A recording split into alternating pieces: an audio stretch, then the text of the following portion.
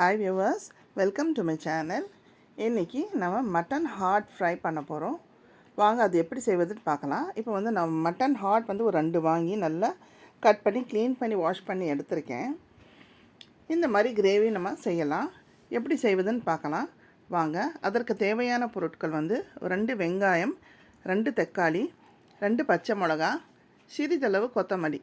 இந்த பாருங்கள், இந்த மாதிரி குட்டி குட்டி பீசஸாக நம்ம கட் பண்ணி ஹார்ட்ஸ் வந்து நம்ம க்ளீன் பண்ணி எடுத்து வச்சுக்கலாம். இப்போ வந்து ஒரு பேனில் வந்து ஒரு 2 வெங்காயம் நல்லா மெலிசாக சாப் பண்ணி அதில் போட்டுக்கோங்க.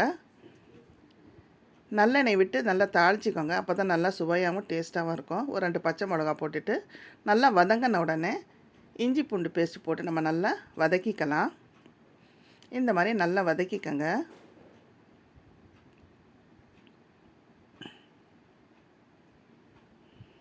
நல்லா வதங்கியாச்சு.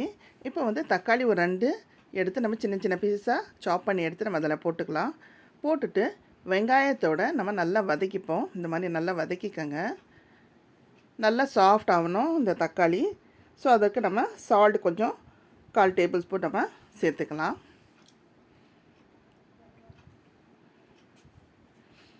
இந்த மாதிரி நல்லா ஸ்மாஷ் பண்ணி விடுங்க. தக்காளி வந்து நல்லா வெந்துடும். இப்போ வர தக்காளியெல்லாம் வேக மாட்டேங்குது. ஸோ இந்த மாதிரி நம்ம நல்லா மசிச்சிக்கலாம். ஒரு 1/4 டேபிள் ஸ்பூன் அளவுக்கு நம்ம மஞ்சள்தூள் சேர்த்துப்போம். மிளகா பொடி 1 டேபிள் ஸ்பூன் சேர்த்துக்கலாம். மல்லிப்பொடி 1 டேபிள் ஸ்பூன் சேர்த்துக்கோங்க. சேர்த்துட்டு நல்லா வதக்கிக்கோங்க.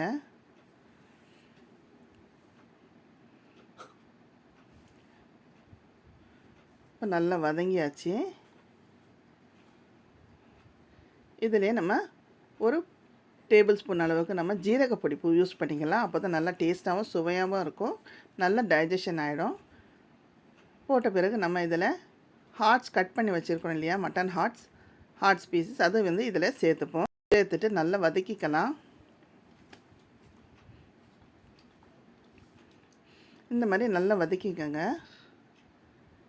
இந்த மாதிரி நீங்கள் வதங்குறச்சே வந்து பாதி வெந்துடும் பாருங்கள். பாதி வெந்துருச்சு ஹார்ட்ஸு.